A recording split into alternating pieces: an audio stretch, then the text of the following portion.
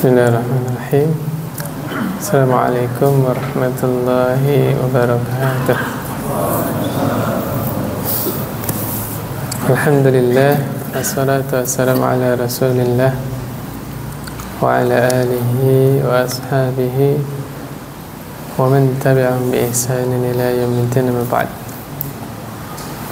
Alhamdulillah, pada malam hari ini Allah masih mencurahkan berbagai nikmat kepada kita, dan sebesar-besar nikmat adalah nikmat iman Islam. Kemudian kita menjalankan ibadah di atas sunnah Nabi Muhammad sallallahu alaihi wasallam. Ini adalah nikmat yang tidak tergantikan, tidak bisa diganti. Kemudian kita lanjut pembahasan pada malam hari ini, yaitu tentang, kemarin sudah dibahas tentang doa. Jenis ibadah yang berikutnya adalah al-khauf atau rasa takut, ya. Wa dalil khauf qauluhu ta'ala fala takhafuhum wa khafuni in kuntum mu'minin. Dan janganlah kalian takut kepada mereka, tapi hendaknya kalian takut kepadaku saja, kepada Allah, ya. In kuntum mu'minin, jika kalian benar-benar beriman. Ini mereka di sini siapa? Mereka di sini adalah musuh-musuh Allah Subhanahu wa taala, orang-orang kafir, orang-orang musyrik. Kalau lebih luas lagi diterjemahkannya adalah syaitan. Karena syaitan itu ada yang dari golongan jin dan ada yang dari golongan manusia.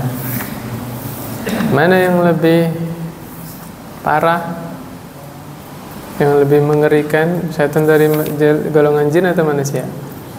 Manusia. Kalau syaitan dari golongan jin, kita ta'awuz, baca ayat kursi, baca Al-Quran, pergi.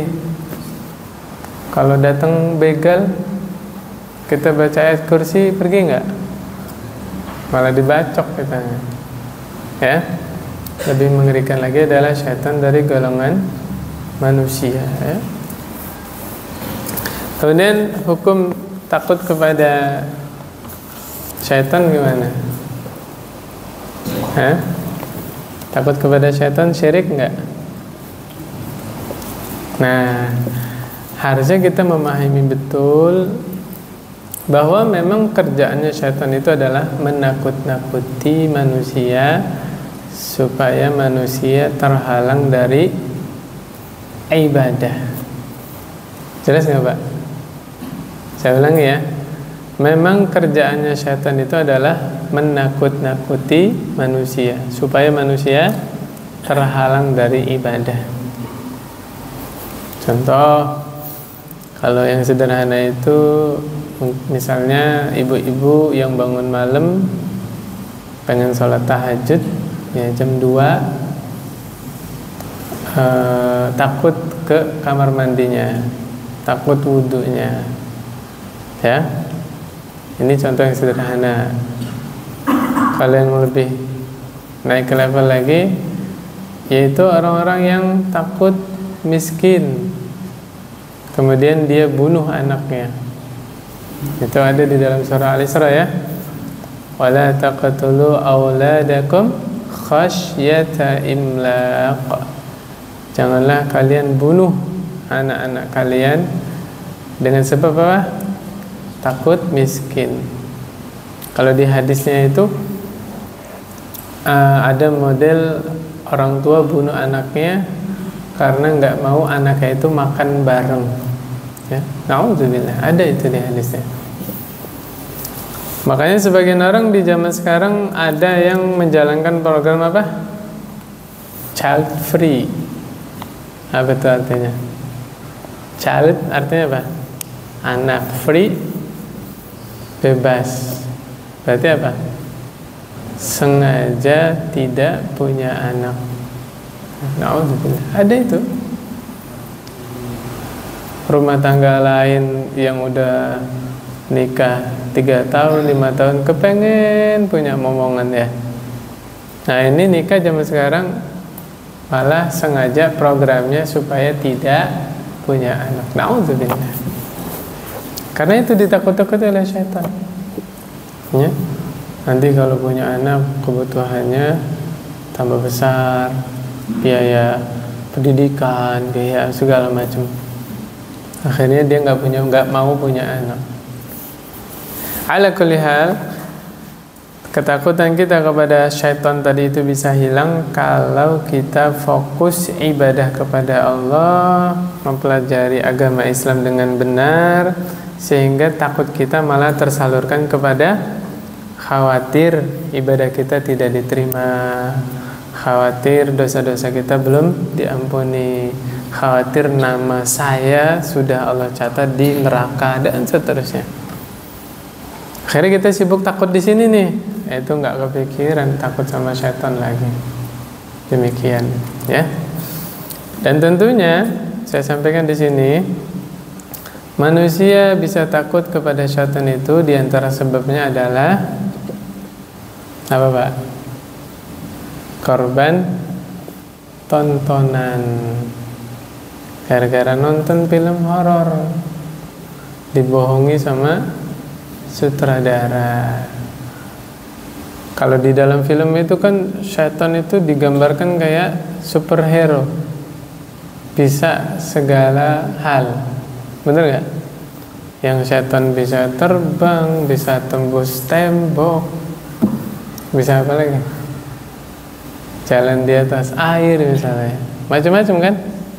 Padahal kalau kembali kepada Al-Quran, kembali kepada Sunnah, syaitan itu adalah makhluk yang lemah. Kata Nabi SAW, apabila malam datang, maka tutup bejana. Tutup bejana itu bisa mangkok, ya, bisa pokoknya tempat-tempat baskom segala macam, termasuk gelas. Tutup Pak. Kenapa? Nabi jelaskan, syaitan tidak mampu membuka bejana yang ditutup. Mau percaya sutradara apa percaya Nabi? Nah, apabila maghrib datang, tutup pintu, tahan anak-anak di rumah. Dengar hadis ini Pak? Kenapa? Karena waktu maghrib itu syaitan bertebaran. Jadi pasukan iblis itu dilepas. Waktu apa? Maghrib. Kenapa suruh nutup pintunya? Nabi bilang syaitan tidak bisa buka pintu yang ditutup. Kalau pintu yang ditutup saja tidak bisa dia buka, apalagi yang dikunci, apalagi yang nutupnya baca Bismillah. Tuh. Jelas? Dijelaskan lagi oleh Nabi SAW bahwa syaitan itu memang jin ya, berbaur dengan kehidupan manusia. Memang kehidupan mereka itu bergantung kepada manusia. Makan, minum, tempat tinggalnya bergantung sama manusia. Betul, rumah yang kamarnya kosong itu ditempati oleh jin buat tempat tinggal. Makanya difungsikan semua kamarnya. Kalau kelebihan kamar yang nggak dipakai buat tidur itu dipakai buat musola, ya, taruh buku-buku di situ, Al-Quran. Nah, sholatnya di situ, ngajinya di situ, gitu. Jangan sampai ada yang mubazir. Kan Allah yang bilang, innal mubazirina kanu ikhwanas syayatin. Salah satu kamarnya dikosongin, nggak difungsikan, mubazir nggak? Mubazir, gitu. Nah, dijelaskan oleh Nabi SAW, kalau penghuni rumahnya itu nutup pintunya baca Bismillah, makannya baca Bismillah, minumnya baca Bismillah, segala-gala baca Bismillah, maka syaitan itu bilang kepada temannya, aduh, malam ini kita nggak dapat tempat bermalam. kita nggak dapat makan, nggak dapat minum. Tuh, dengan apa? Bismillah. Selemah itu syaitan, Pak.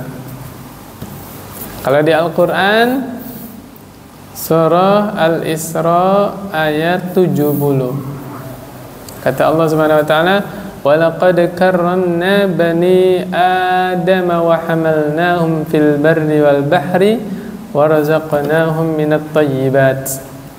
Dan sungguh kami telah memuliakan Bani Adam. Bani Adam siapa? Manusia. Kita semua ini keturunan Nabi, Pak. Ya, jelas ya. Kita semua keturunan Nabi. Nabi siapa? Nabi Adam. Gak usah sombong. Ya, kakek ente Nabi, kakek aneh juga Nabi. Ya kan? Apa kata Allah? Inna akramakum indallahi atqakum. Sesungguhnya orang yang paling mulia di antara kalian siapa? Orang yang paling bertakwa. Kenapa Al-Quran yang gak bilang yang paling mulia adalah keturunannya Nabi? Paham maksud saya? Karena kita semua keturunan Nabi, ya kan? Apa kata Allah? Telah kami muliakan, sungguh telah kami muliakan, yaitu manusia, Bani Adam. Wa hamalnahum fil barri wal bahri. Ya, Allah bawa, Allah angkut manusia itu di daratan dan di lautan. Wa razaqnahum minat thayyibat, dan kami berikan rizki kepada mereka dari yang baik-baik. Ini lanjutan aja nih, Pak, penutupnya. Wa faddalnahum ala katsirin mimman khalaqna tafdila. Dan Allah telah mengutamakan mereka. Mereka di sini siapa? Manusia. Allah kasih fadilah manusia itu ala katsirin, di atas kebanyakan makhluk, ya, kebanyakan makhluk yang Allah ciptakan, tafdila, dengan berbagai fadilah-fadilah keutamaan. Kalau kembali ke ayat ini, manusia itu lebih mulia, lebih utama, lebih hebat daripada jin. Jelas, Pak? Saya tanya, para nabi dan rasul ada nggak yang dari kalangan jin? Nggak ada. Semua nabi dan rasul itu dari kalangan manusia. Bahkan di Al-Quran malah dijelaskan jin belajar kepada manusia, ya kan? Di dalam surah Al-Jin sendiri ada, di surah Al-Ahqaf itu dijelaskan. Nih, sekalian saya buka ayatnya. Wa idh sarafna ilaika nafaram minal jinni yastami'una al-Qur'ana falamma hadaruhu qalu ansitu falamma qudiya wallaw ila qaumihim mundirin. Ya, surah Al-Ahqaf ayat 29. Jadi ada segolongan jin yang mendengarkan Al-Quran. Siapa yang baca? Nabi Muhammad SAW. Sampai para jin itu bilang kepada temannya, ansitu, lagi baca Al-Quran, suruh diem teman-temannya. Sampai selesai Nabi baca Quran, mereka balik kepada kaumnya, ya qaumana inna sami'na kitaban unzila min ba'di Musa musaddiqan lima baina yadayhi yahdi ilal haqqi wa ila tariqim mustaqim. Ala kulli hal, yang mau saya sampaikan, tidak pantas manusia takut kepada jin atau syaitan atau iblis, karena Allah telah mengutamakan manusia di atas jin. Terus gimana biar menangkis rasa takut kita? Gara-gara memori nonton film apa? Susana. Ini kan senior semua yang ada di sini. Film apa, Pak? Susana dulu ya. Sundel bolong segala macam, ya kan? Maka harus diyakini, yang pertama, tidak ada satu takdir pun yang terjadi dalam semesta kecuali atas kehendak Allah. Kalau kembali ke hadis, seandainya seluruh jin bersatu padu ingin memudaratkan seorang hamba, hamba tersebut tidak akan kena mudaratnya kecuali atas kehendak Allah. Sebaliknya, seandainya seluruh makhluk, seluruh jin, seluruh manusia bersatu padu ingin memberikan satu manfaat buat seorang hamba, dia tidak akan dapat manfaat kecuali apa yang telah Allah tetapkan. Bismillah. Makanya andalannya manusia itu ngapain? Minta tolong kepada Allah, ya. Isti'anah, isti'adah, istighosa. Pengen keluar rumah juga, Bismillahi tawakkaltu ala Allah, la hawla wa la quwwata illa billah. Sampai di tempat yang asing, a'udzu bikalimatillahi tammati min syarri ma khalaq. Bacanya dengan penuh keyakinan, keimanan, tahu artinya, mantep hatinya, enggak ada ketakutan gitu. Jelas ya? Takut yang bernilai ibadah yaitu takut kepada Allah pada hal-hal yang hanya Allah yang mampu melakukannya. Contoh, menghidupkan, mematikan. Selain Allah mampu nggak menghidupkan? Enggak. Menanggung rizki. Coba nih bapak-bapak yang ada di sini, masih kerja di perusahaan ya? Takut nggak Pak kalau besok tiba-tiba ada pengurangan karyawan? Takut nggak Pak? Yang masih kerja nih di pabrik ya? Pak, yang ngasih rezeki itu Allah Pak, bukan perusahaan, bukan atasan. Tuh, Bismillah. Akhirnya nanti bergantungnya kepada Allah, bukan kepada tempat kerjanya. Itu harus di-manage juga itu hatinya. Ya. Kita kerja di sebuah tempat pekerjaan itu hanya sebab. Jelas Pak ya? Itu hanya sebab. Akhdul asbab memang disyariatkan. Tapi meyakini yang Maha memberikan rezeki siapa Pak? Allah Subhanahu wa ta'ala. Nah, takut yang seperti ini tidak boleh dipalingkan kepada selain Allah. Kalau dipalingkan kepada selain Allah jadi syirik. Contoh, kita meyakini hanya Allah yang mampu menurunkan hujan. Oke? Allah juga yang menahan hujan. Jelas nggak Pak? Apabila ada seseorang yang meyakini ada manusia yang mampu menahan hujan, dalam kurung dia percaya sama pawang hujan, syirik nggak Pak? Syirik. Karena itu harus diyakini, wajib kita meyakini bahwa hanya Allah yang mampu menahan hujan dan menurunkan hujan. Apalagi pawang hujan kalau datang ngapain Pak? Bikin itu kan, sesajen, ritual-ritual. Pernah lihat Pak? Nah, itu syirik, itu kesyirikan. Waktu itu pernah ada yang lapor ke saya.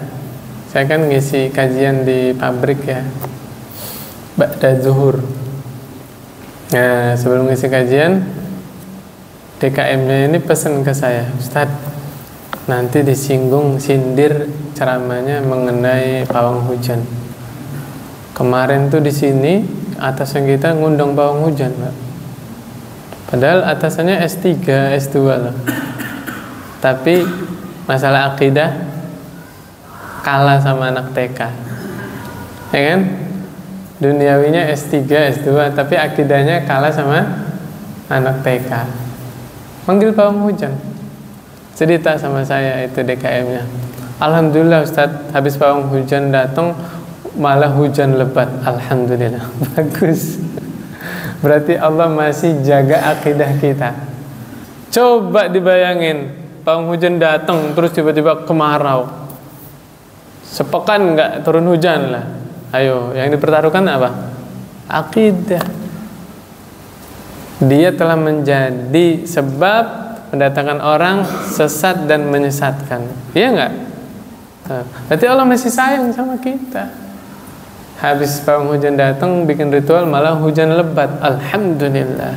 Allah masih jaga akidah kita, ya enggak? Alhamdulillah. Kemudian berikutnya, contoh takut yang takut yang mengandung syirik ya, yaitu tadi yang sudah saya sebutkan, meyakini ada wali yang dianggapnya dapat mencabut ruhnya, sehingga dia menyembelih hewan untuk dipersembahkan kepada wali tersebut. Wali apa yang disebut? Ayo, siapa yang ini? Wali kutub.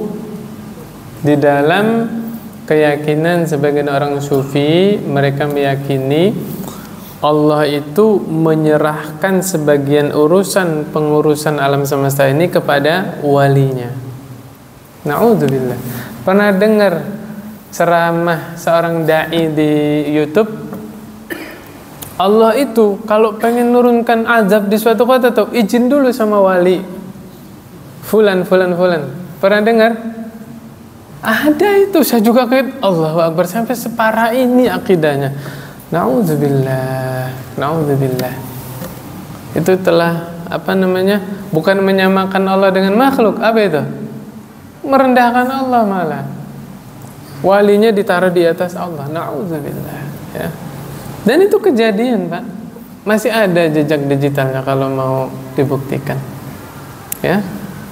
Nah, ini udah takut yang jenis apa? Syirik, ya. Na'udzubillah. Ingat, kita ini hanya menjelaskan hukum, bukan memvonis orangnya. Jelas ya? Nanti salah paham lagi ini. Kita dituduh mengkafir-kafirkan, mensyirik-syirikan. Kapan? Mana buktinya kita mengkafirkan orangnya gitu loh? Gak pernah. Kita hanya menjelaskan hukum, bahwa kalau ada perbuatan seperti itu, maka dikhawatirkan dia telah kafir atau syirik. Tapi kalau ada orang yang berbuat begitu, ya gak otomatis kita kafirkan. Diajak diskusi dulu, apa maksudnya, ya gak? Ditegakkan hujah. Dan itu ranahnya hakim, qadhi. Kita bukan siapa-siapa. Cuma kita harus tegas sama diri sendiri. Kalau saya berbuat begitu, na'udzubillah, khawatir saya murtad, khawatir saya syirik gitu, Pak. Tapi kalau ada orang yang berbuat begitu, misal nih, tadi ada orang yang bilang gini kan, Allah itu kalau nurunkan azab, ya sebelum nurunkan azab itu di ACC dulu sama wali fulan gitu kan. Nah, sedangkan orang yang ngomong begini dia masih sholat 5 waktu, masih syahadat, ya enggak? Kita kafirkan tidak? Nah, tidak, nanti dulu. Ya, tidak mudah perkara mengkafirkan seorang, mensyirikan seorang, tidak mudah. Dan itu bukan ranah kita. Kita belajar minimal buat pribadi dan keluarga, itu aja. Bukan ingin memvonis atau menjudge orang lain. Adapun takut yang manusiawi, yang dia itu tidak jatuh kepada kesyirikan, takut apa? Takut sama kalajengking, takut nggak Pak? Sama ular, sama singa, takut nggak Pak? Nah ini juga Pak. Nah ini ada sedikit faedah kita ambil. Ada yang di kajian Ustadz Firanda, salah satu jamaah itu nanya tentang, Ustadz, kalau memang cingkrang itu wajib ya, isbal itu haram, itu Raja Saudi isbal Ustadz. Nah, ada yang nanya begitu kan? Pernah dengar pertanyaan ini? Jawabnya gimana tuh kita kalau ditanya begitu? Itu Raja Saudi itu isbal katanya. Jawabnya gimana Pak? Raja Saudi itu ulama bukan?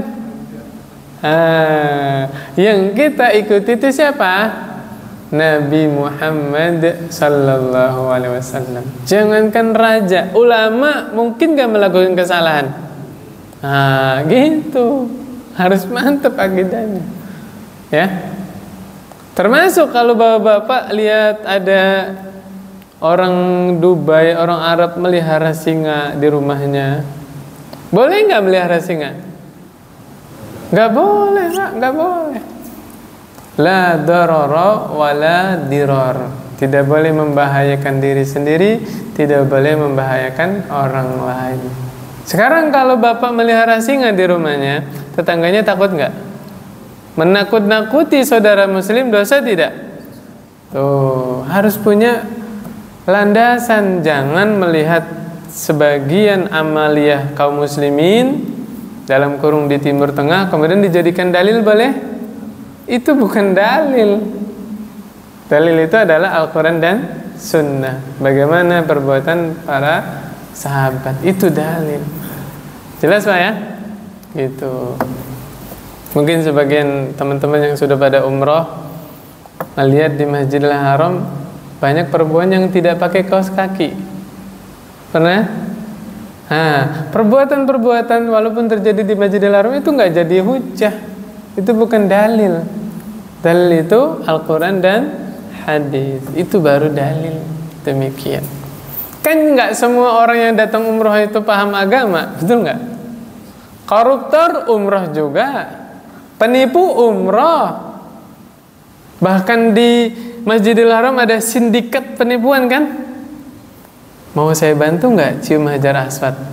Oh, dalam hatinya, ya Allah saya dimudahkan cium Hajar Aswad, alhamdulillah. Habis cium transfer 500 real. Bener gak?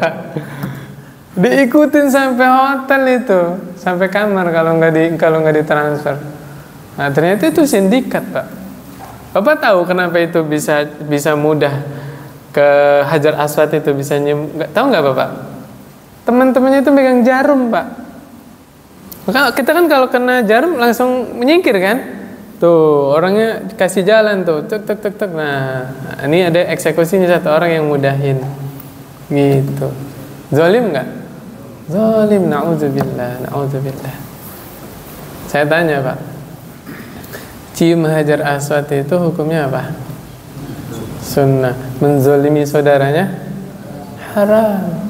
Kenapa kita mengejar ibadah sunnah tapi dengan cara zalim kepada saudaranya? Na'udzubillah. Kan Nabi udah kasih pilihan. Kalau nggak bisa cium apa?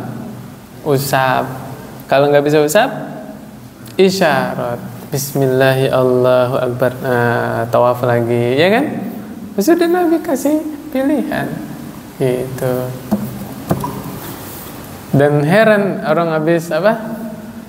Habis salam ya, kalau sholat asar ya, sholat apa? Zuhur itu ya. Habis salam langsung loncat itu. Bahkan Imam Masjidil Haramnya belum salam. Dia masih tasyahud, loncat itu nyium Hajar Aswad. Allahu Akbar. Gimana itu? Makanya tadi saya bilang, tidak semua orang yang datang ke sana paham agama.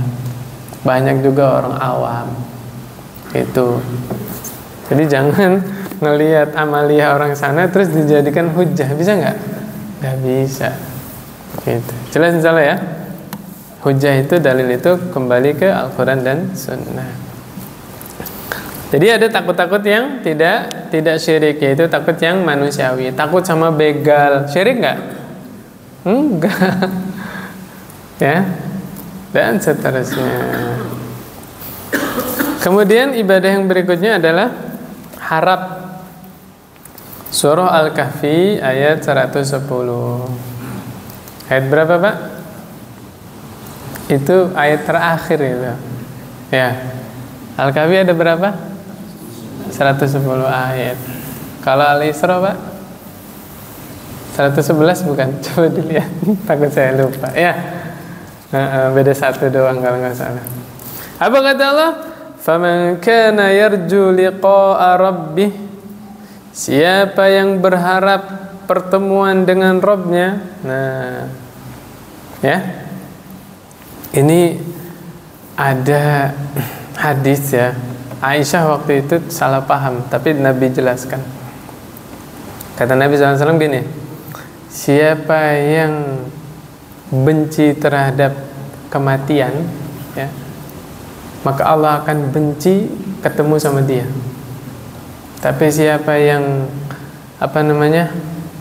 dia cinta dengan kematian, dia tidak takut kematian, maka Allah akan rindu bertemu dengannya. Aisyah, ya Rasulullah, siapa yang nggak takut kematian, begitu kan? Kita juga pasti salah paham. Nabi jelaskan, ternyata sebelum malakul maut mencabut nyawa kita, itu Allah bukakan di depan orang yang akan meninggal itu seperti jendela, Pak. Apa yang ada di situ? Allah tampakkan, Allah perlihatkan tempat kembali dia di akhirat. Kalau dia orang mukmin, orang yang istiqomah, yang iltizam memegang sunnah, ya dia ahli surga, ya kan?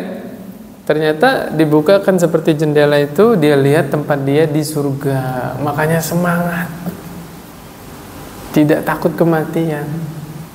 Saking rindunya, saking kepengen masuk ke dalam tempat itu, malakul maut ketika mencabut nyawanya bagaimana, Pak? Diajak ngomong baik-baik. Ya ayyatuhan nafsul mutmainnah, irji'i ila rabbiki radiyatan mardiyah. Coba, subhanallah. Saking apanya? Jiwa seorang mukmin. Meninggalnya diajak apa, Pak? Diajak doang sama malaikat. Wahai jiwa yang tenang, ayo balik ke Rabbmu. Masuklah ke dalam golongan hamba-hamba Allah, masuklah ke dalam surga. Keluar. Makanya Nabi menjelaskan, rohnya seorang mukmin keluar dari jasadnya seperti apa? Air keluar dari teko. Saking apanya? Allah mudahkan kematian. Nah, itu maknanya. Tapi siapa yang benci dengan kematian, dia nggak mau mati, dia takut sama mati, Allah benci bertemu dengan dia. Allah nggak mau ketemu sama dia. Nah, dijelaskan sama Nabi, orang-orang kafir, orang-orang fajir, sebelum meninggal itu Allah buka seperti jendela di depannya dia. Allah tampakkan tempat dia kembali di neraka. Na'udzubillah, siapa yang mau diancam sama siksaan di depan mata? Siapa yang mau ke sana, kan? Makanya rohnya orang kafir itu ketika akan dicabut oleh malakul maut itu berpencar ke seluruh tubuhnya, Pak. Nabi jelaskan keluarnya rohnya itu seperti kain basah dililit ke batang berduri, nyangkut gitu tuh, susah. Ketika sudah keluar dari jasadnya, na'udzubillah, bau busuk itu memenuhi permukaan bumi sampai langit yang pertama. Para malaikat penjaga pintu-pintu langit itu mencium bau busuknya. Bau siapa ini? Na'udzubillah. Nah, ini orang yang benci bertemu dengan Allah. Nah, sini lanjut Al-Kahfi ayat 110 tadi. Barang siapa yang berharap bertemu dengan Allah, berharap perjumpaan dengan Rabb-nya, apa syaratnya? Yang pertama, falyamal amalan salihah, maka hendaknya dia beramal amal soleh. Itu amal yang bagaimana, Pak? Yang sesuai sunnah, itu amal soleh. Ritual-ritual, perkara-perkara yang tidak ada asalnya dari Nabi bukan amal soleh. Amal soleh itu yang jelas keterangannya dari Nabi Muhammad SAW. Sekarang simpelnya gini aja deh, Pak. Orang ibadah itu kepengen apa? Pahala. Betul nggak? Pahala siapa yang ngasih? Allah. Allah hanya akan memberikan pahala kepada seorang hamba yang dia ibadahnya sesuai aturan yang Allah buat. Jelas, Pak? Sekarang gimana mau berpahala, gimana mau Allah kasih pahala kalau dia ibadah pakai usdek? Tahu usdek, Pak? Urusan dewek, ngatur dewek. Coba yang kemarin ikut kajian Syekh di Al-Hanif, masih ingat nggak? Syekhnya salah satu tanda cinta kepada Rasulullah SAW adalah mengikuti sunnahnya, kan? Tidak melakukan amalannya yang tidak dicontohkan oleh Nabi, kan? Dicontohnya begini, Pak. Imam salat maghrib, imam rawatib, sebelum salat, sebelum salam bilang kepada jamaahnya. Biasanya kan diluruskan safnya ya, sufufakum. Habis itu bilang begini, jamaah, karena kita ini orang yang banyak dosanya, kita belum maksimal ibadah kepada Allah. Bagaimana kalau malam ini kita salat maghrib 4 rakaat? Kira-kira tanggapan jamaah gimana itu? Logis nggak? Logis kan?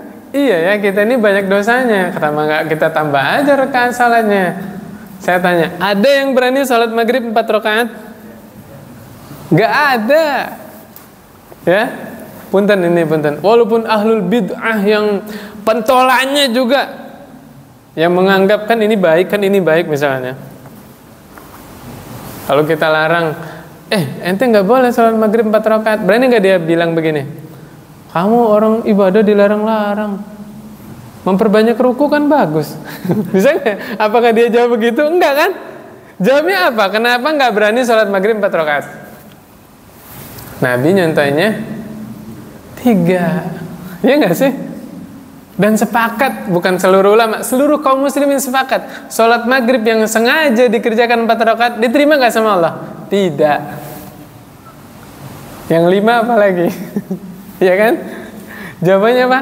Nabi nyontohnya 3. Kenapa jawaban ini tidak dipakai pada ibadah-ibadah yang lain? Ya nggak sih?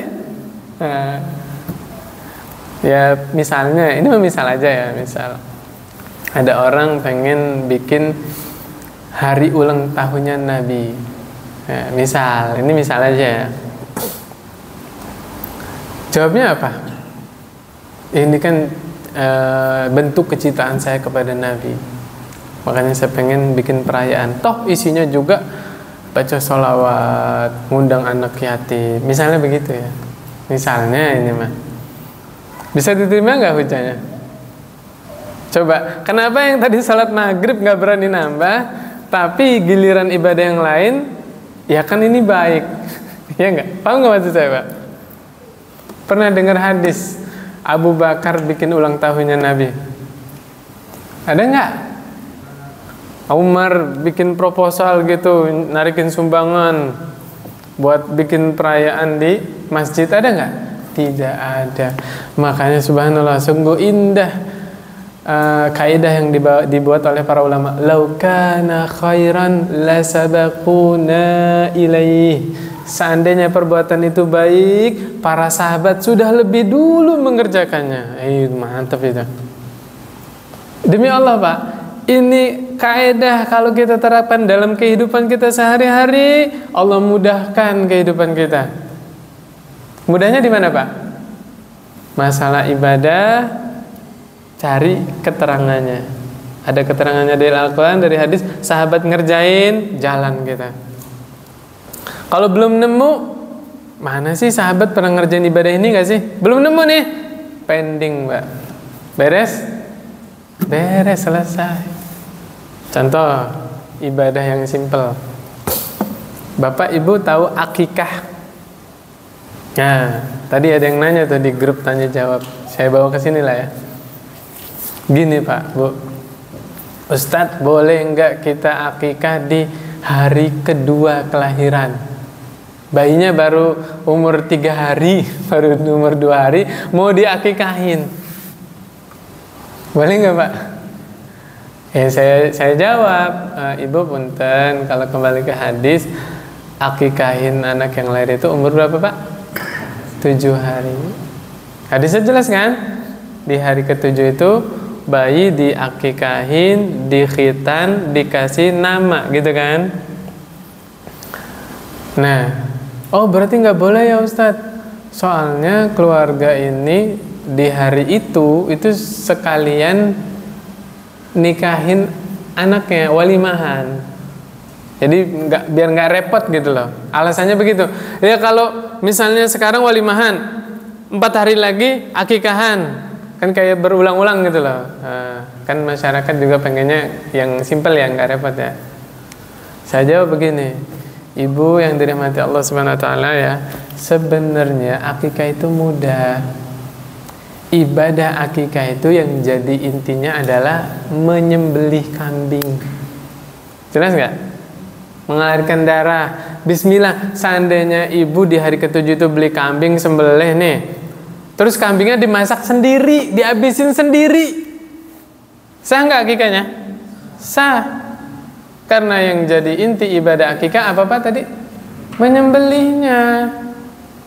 Seandainya kalau bikin walimah itu repot bagi kita ya, atau akikahnya dibikin nasi box dikirimin repot, monggo kambingnya dihabisin sendiri. Jelas. Ya. Sesimpel itu ibadah di dalam Islam. Ya barangkali kan selesai nyembelih kambing itu, kambingnya udah ditanganin ya, dimasak sepanci, sisanya taruh di freezer kan. Jadi pekan depan masak kambing lagi, masak lagi, habis dimakan sendiri tuh. Sah nggak akikahnya? Sah. Ya, jangan salah paham juga ini, nanti dipotong ceramahnya salah paham lagi. Kalau mau dibagikan itu bagus juga, dihitung sedekah, berbagi kebaikan kan. Silakan, tapi jangan merepotkan, jangan mewajibkan bahwa akikah itu harus bikin tenda, harus ngundang orang walimah, enggak begitu. Jelas ya Pak ya? Tuh, simple Pak, demi Allah. Kalau ibadah itu dikembalikan bagaimana Nabi mengamalkan Islam, jadi simple. Ya, subhanallah. Oke, lanjut ya. Jadi kalau berharap perjumpaan dengan Allah, yang pertama apa Pak? Beramal soleh. Amal soleh itu amal apa? Amalan yang sesuai sunnah. Perbuatan bid'ah bukan amal soleh, bukan. Bahkan Nabi mengingatkan kita daripada bahaya mengada-adakan ritual di dalam Islam. Yang berikutnya apa? Wala yusyrik bi'ibadati rabbih ahada, dan jangan sekali-kali menyekutukan Allah di dalam ibadah. Inilah yang dimaksud apa? Ikhlas. Ikhlas itu artinya apa Pak? Mentauhidkan Allah. Ini salah istilah di kalangan orang Indonesia nih. Ya. Misalnya nih, waktu dulu Bapak SD, inget nggak? Dikasih kue sama temannya. Ikhlas nggak nih? Ikhlas gitu kan. Pas mau dimakan kuenya jatuh. Kamu mah nggak ikhlas kayaknya nih ngasih saya. Bener nggak sih? Ini nuduh orang itu. Tahu dari mana hati kita, hati teman kita ya, dia ikhlas apa enggak? Enggak boleh nuduh orang begitu. Suudzon itu namanya. Ikhlas yang biasa digunakan oleh orang Indonesia itu maksudnya adalah ridho, rela. Kamu ikhlas nggak nih? Maksudnya kamu rela ini buat saya, gitu Pak maksudnya. Ya. Jadi ikhlas yang dimaksud orang-orang Indonesia ketika ngobrol sama temannya, yang dimaksud apa tadi Pak? Rela atau ridho. Ridho nggak ini buat saya? Gitu tuh maksudnya. Tapi pakai bahasanya apa? Ikhlas. Kalau ikhlas dikembalikan kepada ilmu syariat, ikhlas itu adalah mentauhidkan Allah. Makanya lihat surah Al-Ikhlas. Apa isinya? Qul huwallahu ahad. Tuh, mengesahkan Allah ya kan? Katakanlah Allah yang Maha Esa, yang Maha Ahad, satu. Allah itu satu doang. Allahus Samad. Allah tempat bergantung seluruh makhluk. Tauhid bukan Pak? Tauhid. Iyyaka na'budu wa iyyaka nasta'in. Seluruh makhluk bergantung kepada Allah. Lam yalid wa lam yulad. Allah tidak melahirkan, Allah tidak dilahirkan. Tauhid bukan Pak? Tauhid, ya kan? Walam yakul lahu kufuwan ahad, dan tidak ada yang serupa satupun dengan Allah Subhanahu wa taala. Tauhid bukan? Tauhid. Jadi syarat diterimanya ibadah seseorang ada berapa tadi?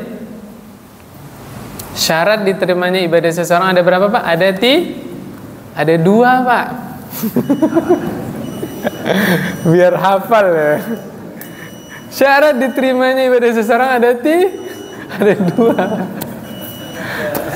Yang pertama, ikhlas karena Allah lillahi ta'ala. Yang kedua, ittiba' atau sesuai sunnah. Itulah realisasi dari asyhadu an la ilaha illallah, ikhlas, wa asyhadu anna muhammadar rasulullah, ittiba'.